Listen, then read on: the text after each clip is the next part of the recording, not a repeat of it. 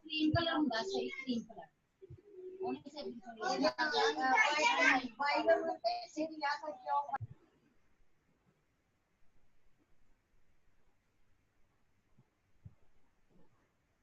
अस्सलाम वालेकुम क्लास आज जो हमारा लेक्चर है वो ऑर्गेनाइजेशन पे ही है। वो फर्स्ट लेक्चर की थोड़ी कंटिन्यूएशन है।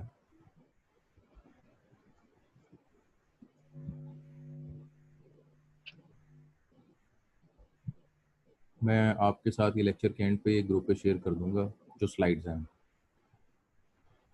जो हमारा आज का टॉपिक है वो ये कि जो functional units of an organization है वो कौन कौन से हैं और उनका मकसद क्या है। नेम सवाल जो है, name and explain the functional units of an organisation. अच्छा जी, task carried out in an organisation are grouped into 5 major functions. Production, activities that directly contribute to the creating the product or services that the company sell। तो उसका production का जो function है उसके अंदर आएगा। Quality management, quality activities necessary to ensure the quality of a product and service produced in is maintained at the agreed level। जो quality management वाला जो फंक्शन है वो ये मेक श्योर करेगा कि क्वालिटी का सर्टेन लेवल मेंटेन किया जाए तमाम प्रोडक्ट और सर्विसेज में। उसके बाद है sales and marketing. Sales is concern directly with selling the product while marketing is concerned with establishing the environment in which product is sold। फिर अगला है finance and administration. Every company needs to pay its bill, look after its funds, to pay its employees and so on। Data processing and legal department are also generally included in this function।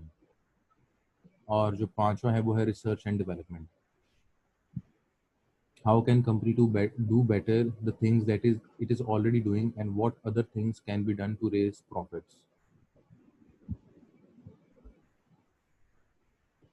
ये 5 जो functions हैं वो हर organisation ज़रूर perform करती है। तो ये एक अहम टॉपिक है ऑर्गेनाइजेशन से रिलेटेड। उसके बाद है जियोग्राफिकल ऑर्गेनाइजेशन। जियोग्राफिकल ऑर्गेनाइजेशन का मतलब ये कि जो कोई भी ऑर्गेनाइजेशन है उसका प्रोडक्ट डिपेंडेंट होता है उसकी जियोग्राफिकल लोकेशन के। कुछ प्रोडक्ट्स किसी जगहों पे किन कुछ मुल्कों में बहुत अच्छे सेल होंगे, लेकिन उन प्रोडक्ट्स को आप उस मुल्क से बाहर सेल करना चाहें तो वो नहीं सेल होंगे, क्योंकि उनका जियोग्राफी बेस कस्टमर्स हैं, geography based. Organizations operating over a large geographical area, there are tasks that should be best organized on geographical basis. Because of cultural differences, an effective selling approach in one country can completely fail in another country. Even the products that are most demanded in one country are almost unusable in another country.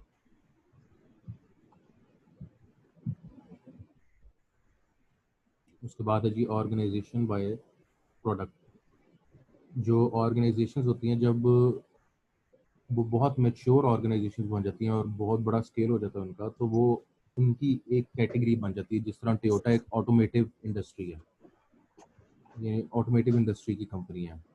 और अगर आप Nestle की बात करो तो वो food food से related industry है। लेकिन वो इतनी बड़ी कंपनीज बन चुकी हैं, ऑर्गेनाइजेशंस बन चुकी हैं कि अब उसके अंदर छोटी ऑर्गेनाइजेशंस एग्जिस्ट करती हैं।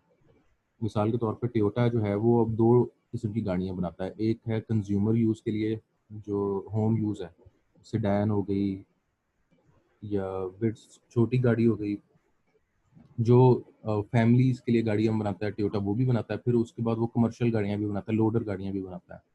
तो वो दोनों के मैन्युफैक्चरिंग प्लांट्स अलग हैं, उन दोनों की ऑर्गेनाइजेशंस अलग हैं। वो टोयोटा ब्रांड के अंदर करती ऑपरेट हैं, लेकिन वो इंडिपेंडेंट हैं इनसाइड टोयोटा ब्रांड। वो दो इंडिपेंडेंट ऑर्गेनाइजेशंस हैं।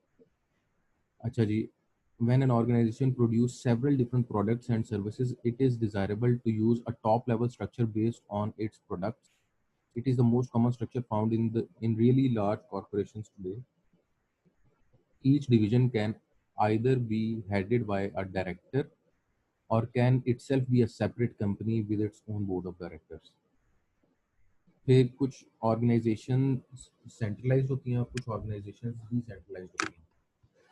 जो सेंट्रलाइज्ड और डिसेंट्रलाइज्ड का कॉन्सेप्ट है कि वो ऑपरेशंस उनके कैसे मैनेज किए जाते हैं, उनका जो ऑपरेशनल डिसीजन है और ऑपरेशन रिलेटेड जो उनके सारे प्रोसेसेस हैं वो सेंट्रलाइज्ड हैं कि वो डिसेंट्रलाइज्ड हैं।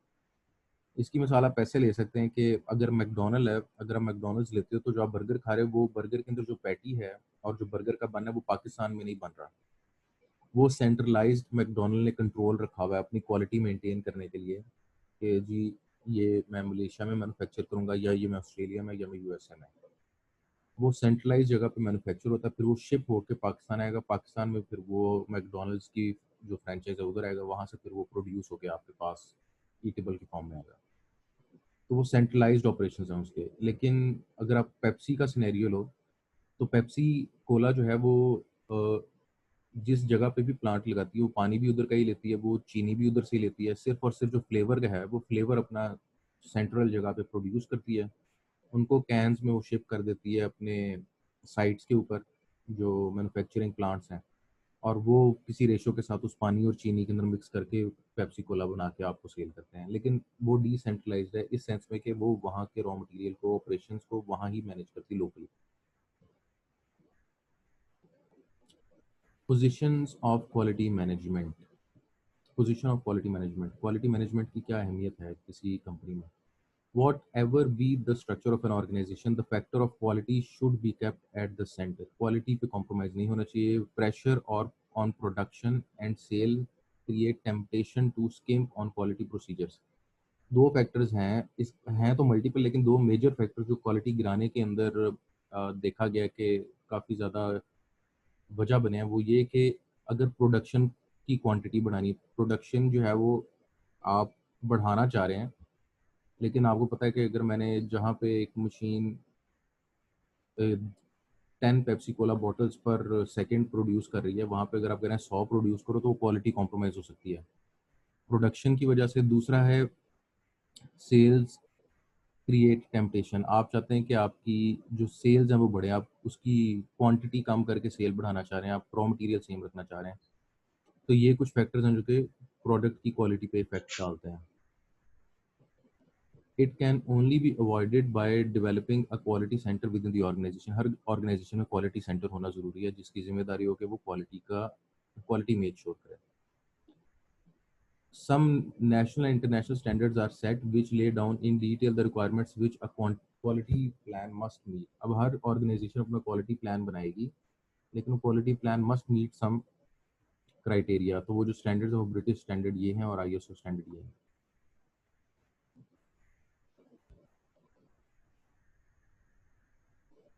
अच्छा जी, आगे है मैनेजमेंट, जो ऑर्गेनाइजेशन की मैनेजमेंट है। Identify and explain 3 management role in an organization. जो मैनेजमेंट है वो 3 रोल प्ले करती है। Different management roles are classified on the basis of their particular concerns and methods of addressing those concerns. Some of the organization roles are project management, production management and corporation management. सबसे पहले है जी product management, ना बल्कि सबसे पहले है project management. The goal of project management is to produce system which meet the user's need and are in time and within the budget. जो project start किया जाए वो टाइम और बजट के अंदर अंदर ख़त्म हो। Their main concern are planning, progress, monitoring, acquisition and allocation of resources to quality control. The project manager horizon is the successful completion of a project. Project एक short time या one time event है किसी organisation के अंदर कि ये project अभी आया है, ये कंप्लीट है। ये ज़रूरी नहीं कि हर बार आएगा, अगर हर बार आएगा तो ये प्रोडक्शन में चला जाएगा, प्रोडक्शन मैनेजमेंट में चला जाएगा। प्रोजेक्ट मैनेजमेंट यूजुअली उसका स्कोप की लिमिट है कि वो सिर्फ एक दफ़ा करोगा। तो the project manager horizon is a successful completion of a project, उसका सिर्फ ये मकसद है कि ये कंप्लीट हो जाए जल्दी। Production manager. Production management is concerned with the management of activities which continue indefinitely and change comparatively slow. जो प्रोडक्शन है वो कंटिन्यूड पार्ट है ऑर्गेनाइजेशन का। वो ऐसा नहीं कि वन टाइम होगा, वो लगातार होता जा रहा है, लेकिन उसके अंदर जो चेंजेस हैं वो स्लोली अकर करेंगे। It is concerned with production efficiency and maintenance of quality. Production manager horizon are both longer and shorter than project manager. जो प्रोडक्ट मैनेजमेंट है इसका जो होराइजन है, जो विजन है, जो जो स्कोप है वो लॉन्गर भी हो सकता है, शॉर्टर भी हो सकता है प्रोजेक्ट मैनेजर से। लेकिन जो यहाँ ज़रूरी बात है कि ये री अकरेंगे, ये बार बार उसको करना पड़ेगा। उसके बाद है जी corporate management, deals with the management of organisation as a whole. Corporate management monitors the overall performance of the organization and handles serious problems that arise anywhere in the organization. जो कॉर्पोरेट मैनेजमेंट है वो उसका मकसद है कि जो company के अंदर इंटरनल ऑपरेशंस हैं जो मुख्तलिफ डिपार्टमेंट्स के दरमियान में वो स्मूथ चलते हैं। आगे आ जाता है जी motivation. What factors affect employee motivation. वो कौन से फैक्टर्स हैं जो कि एम्प्लॉय की मोटिवेशन को अफेक्ट करते हैं। अच्छा जी, how well individuals carry out their job depend on several factors. वो फैक्टर्स कौन से हैं। How well they understand what is required of them. उनसे एक्सपेक्ट क्या किया गया है, एक्सपेक्टेड क्या है कि वो क्या करेंगे, ये उन्हें पता होना चाहिए। देयर एबिलिटी, उनकी एबिलिटी पे उन्हें भी कॉन्फिडेंस होना चाहिए और कंपनी ने ये देख कर कि ये इस एबिलिटी का है कि नहीं, उसको जॉब पे रखा होना चाहिए।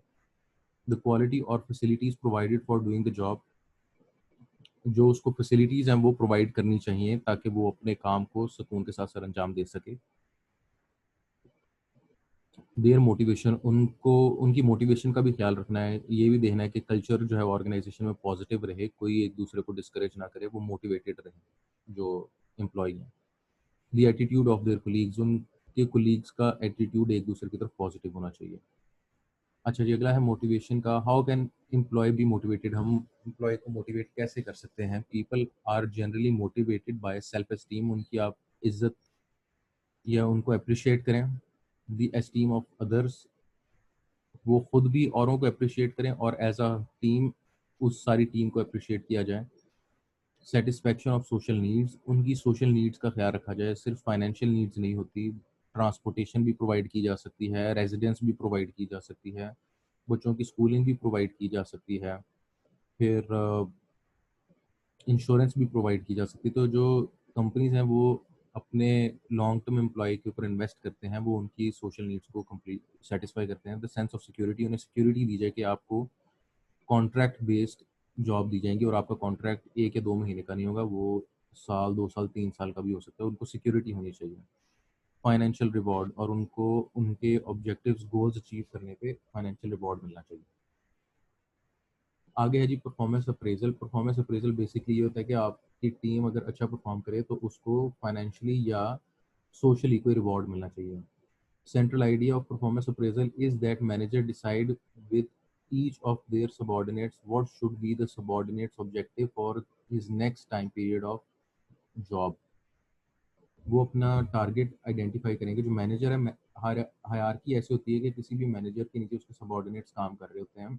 तो जो मैनेजर है वो टारगेट सेट करता है, या फिर मैनेजर को ऑर्गेनाइजेशन टारगेट सेट करवाती है कि जी अब आपके टारगेट्स ये हैं, और मैनेजर ने उन टारगेट्स को अचीव करना होता है अपने सबॉर्डिनेट्स के साथ मिलके। तो जब वो टारगेट्स अचीव करते हैं तो उनको अप्रेजल मिलता है। अप्रेजल है जी जो उनको कोई ना कोई बेनिफिट मिलेगा। At the end of the time the subordinate performance is assessed against these objectives and new objectives are agreed for the next time period। There are several important points in order to make such a scheme work. Both managers and subordinates must participate in setting the subordinate objectives. Attainment of the objective should be verifiable. Subordinates' job must be sufficiently homogeneous।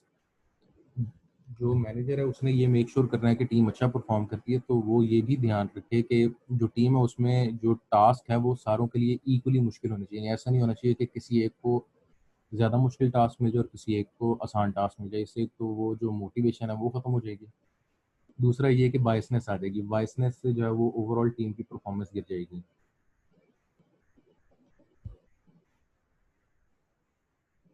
सवाल है जी what is performance appraisal. तो आप इसके अंदर ही आखिरी point लिख देना जो अभी मैं पढ़ूंगा। Continuing commitment for all level of management is required.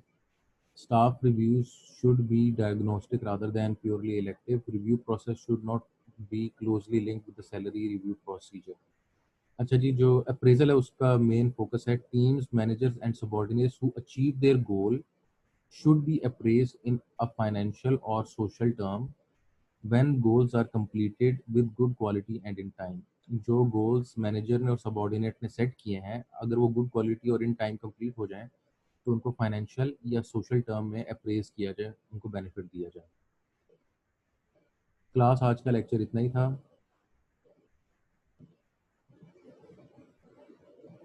ये आपको मैं स्लाइड अब शेयर कर देता हूँ।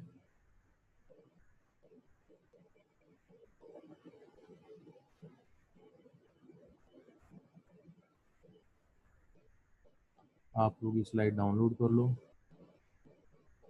और अगर कोई सवाल है तो आप पूछ लो, नहीं तो फिर मैं क्लास लेक्चर एंड करूँ। आप लोग जा सकते हैं जिन लोगों ने जाना है।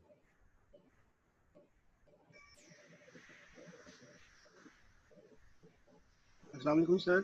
वालेकुम अस्सलाम। सर हमजा मिराज है। हाँ जी।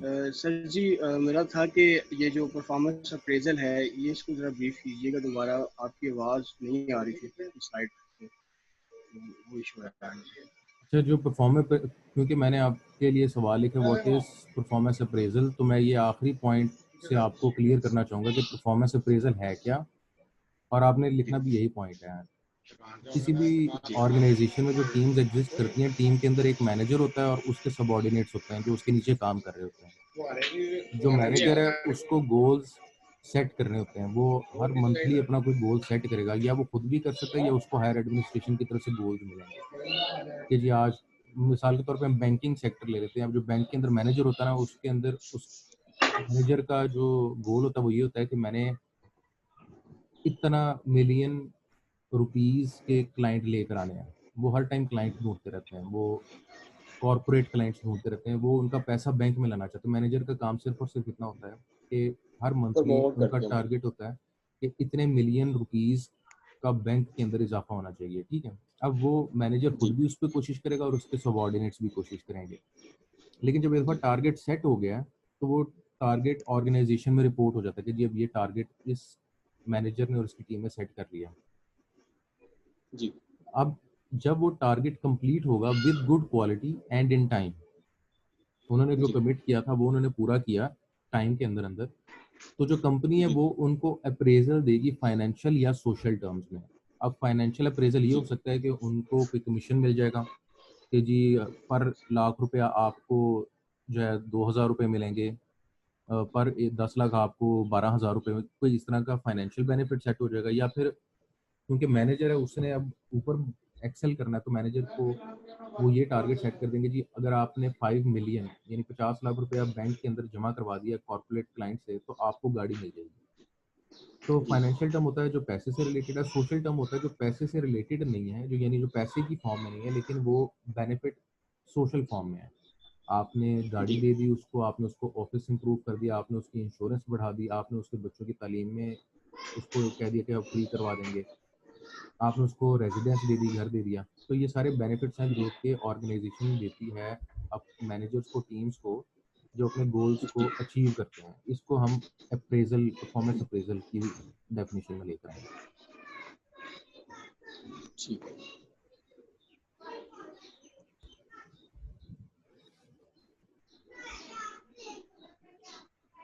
जी क्लास, अगर किसी और का कोई क्वेश्चन है तो वो क्वेश्चन पूछ सकते हैं, जिन्होंने जाना है वो जा सकते हैं। सर वो क्लास का लेक्चर्स का इशू आ रहा था, वो बच्चे कह रहे हैं कि नेट का इशू आता है, तो डेली लेक्चर्स का इशू है, 1 या 2 दिन जिस तरह यूनिवर्सिटी में लेक्चर होता है इस तरह अगर कंडक्ट कर लें तो ज़्यादा बेटर होगा, क्योंकि वो कुछ ना कुछ इंतजाम कर लेते हैं।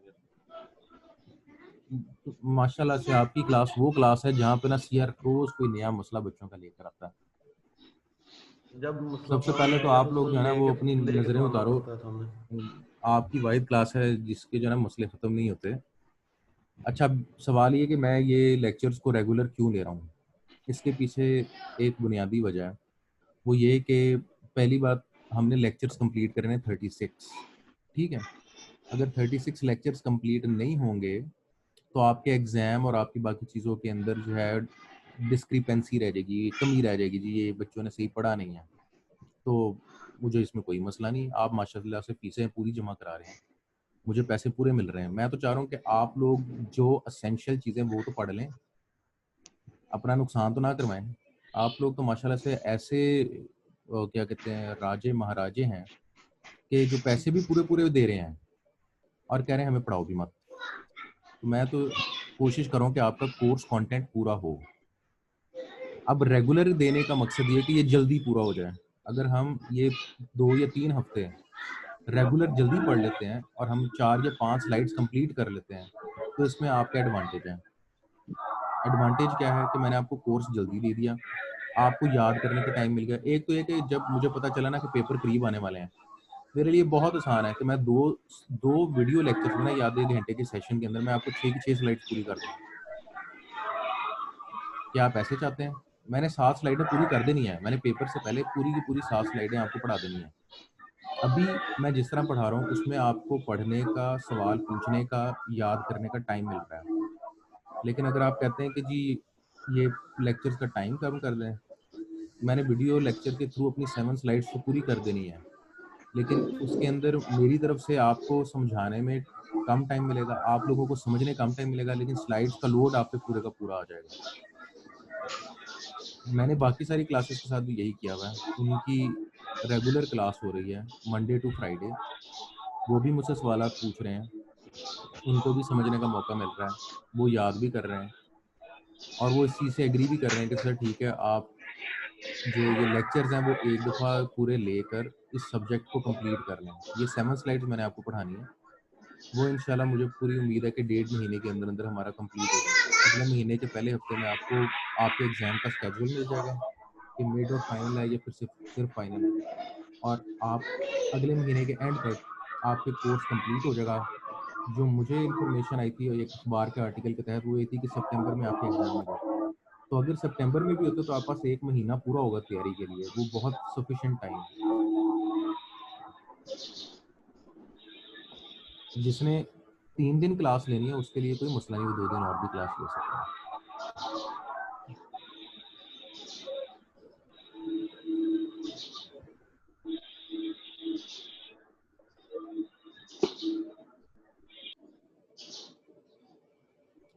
और कोई सवाल पूछना चाहेंगे आप? क्लास सर काइंडली किसी को इशू है तो भी पूछ लो, फिर बाद में ना कहना, बाद में फिर मैं नहीं बात करूंगा कोई। सर ये टाइम की आपके सामने एडजस्टमेंट सारे हो हैं, सकती है? लोग बात कर सकते हैं। भाईजान आपके सीआर को आप लोगों से ही पूछ के मैंने ये टाइम रखा है, ये मैंने खुद से तो नहीं टाइम रखा।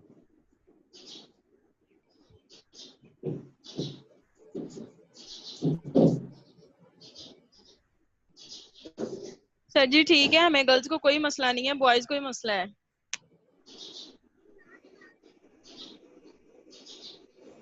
और कोई क्वेश्चन आप लोग पूछना चाहें?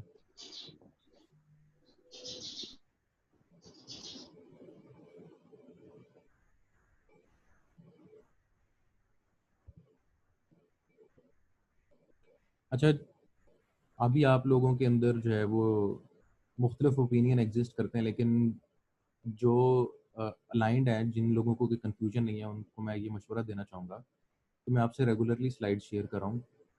तो अभी मैंने जो स्लाइड 1 है वो कंप्लीट शेयर कर दिया आपसे। इसमें मैंने सवालात भी पूछ लिए हैं। आपके पास वीकेंड भी आ रहा है, आप इसको याद कर लो। सवालात कोई इतने मुश्किल है नहीं, और जो कंटेंट है वो भी मैंने बहुत ज़्यादा नहीं दिया हुआ। इंशाल्लाह उम्मीद है कि हम अगले हफ्ते के अंदर 2 स्लाइड्स कवर कर लेंगे। टोटल मैंने आपको 7 स्लाइड्स करानी है, और आपके पेपर का वही स्कोप है। तो साथ साथ आप इन स्लाइड्स को याद कर लो। जो भी मैं आपको वीडियो लेक्चर में बताता हूँ कि ये इस सवाल का जवाब इधर से है, वो लाइनें आप लाजमी याद कर लो। ये आपके अपने हाथ में है कि आप कितने अच्छे तरीके से याद करके कितने नंबर लेना चाहते हैं।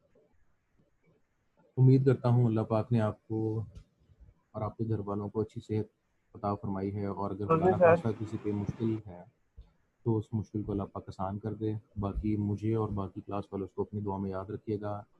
नाउम्मीदी का टाइम है, लोग नाउम्मीद जल्दी हो जाते हैं, लेकिन उम्मीद को हाथ से ना जाने दें। नमाज़ पढ़ें और अल्लाह से दुआ करें। सर एक मिनट बात तो सुने। हाँ जी, सुनाइए जी, सुनाइए। सर ये पेपर ऑनलाइन होंगे या कैसे होंगे पेपर? आप ना एक हफ्ता इंतज़ार कर लो, बल्कि 10 दिन इंतज़ार कर लो, और मैं जो मर्ज़ी कहूँ या कोई भी जो मर्ज़ी बात करे, आपको जो ऑफिशियल इन्फॉर्मेशन मिलेगी वो जीसी की वेबसाइट से मिलेगी। अगर आप अभी जीसी की वेबसाइट खोलो ना, तो उस पर वो कह रहे हैं कि हम इंशाल्लाह अगले महीने के पहले हफ्ते में वो तरीक़ेकार बता देंगे जिसके तहत आपका पेपर होगा। तो आप ये 10 दिन इंतज़ार कर लो, और वो जिस दिन बताएंगे कि अगर वो अगले महीने के पहले हफ्ते में भी बताते हैं ना कि इस तरह आपका पेपर होगा, तो उससे अगले दिन आपका पेपर नहीं हो जाएगा। उसके बाद आपको 1 हफ्ता, 2 हफ्ता या 1 महीने का टाइम मिलेगा, उसके बाद जाके आपका पेपर होगा। तो ये अभी तकरीबन जो मुझे नज़र आ रहा है वो आपका 1 महीने तक शायद पेपर ना हो कोई भी, या 15 दिन तक पेपर कोई भी ना हो। तो तब तक आप इंतज़ार कर लो, और आप किसी भी और इन्फॉर्मेशन पे रिलाई ना करो, उस इन्फॉर्मेशन पे सिर्फ रिलाई करो जो जीसी की वेबसाइट से आपको मिलेगी। सर ये मिड होंगे या फाइनल होंगे? मैंने फिर यही कहा कि आप ये 10 दिन इंतज़ार कर लो। इन 10 दिनों के अंदर वेबसाइट के ऊपर इन्फॉर्मेशन आ जाएगी। उन्होंने लिखा है, जीसी की वेबसाइट ने खुद लिखा हुआ है कि हम इंशाल्लाह जो पहला हफ्ता है अगले महीने का, उसमें इन्फॉर्म कर देंगे। Thank you. हाँ जी, और कोई बात?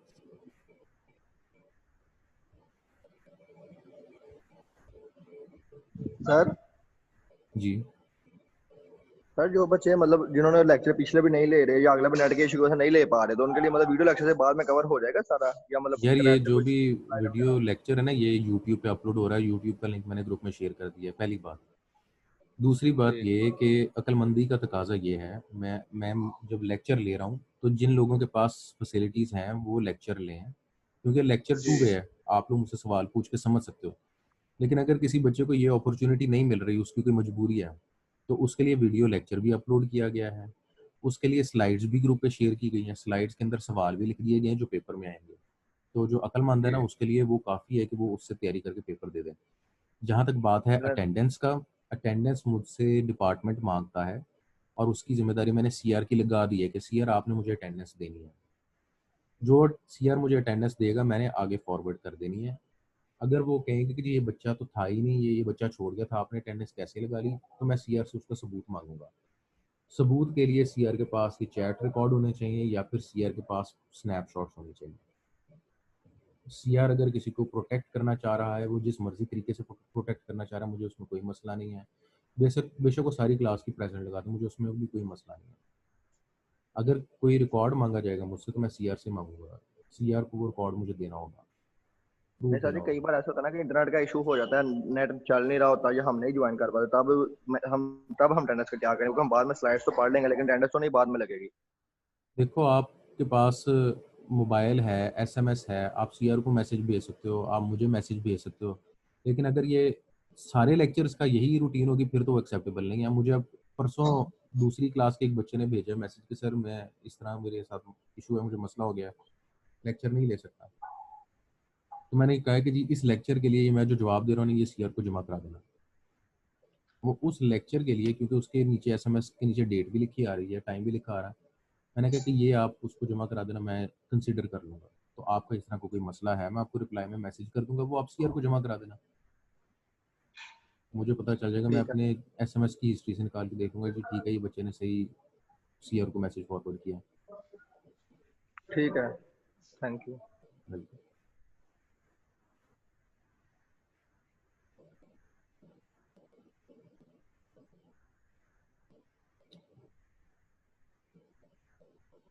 जी 10 मिनट रह गए हैं, आप लोग कोई सवाल पूछना चाहो उसके बाद जूम का सेशन एंड हो जाएगा। बाकी अब टाइम भी फिनिश हो गया। ओके क्लास, फिर इंशाल्लाह आपसे अगले हफ्ते मुलाकात होती है, तब तक के लिए अल्लाह हाफिज़। अल्लाह हाफिज़।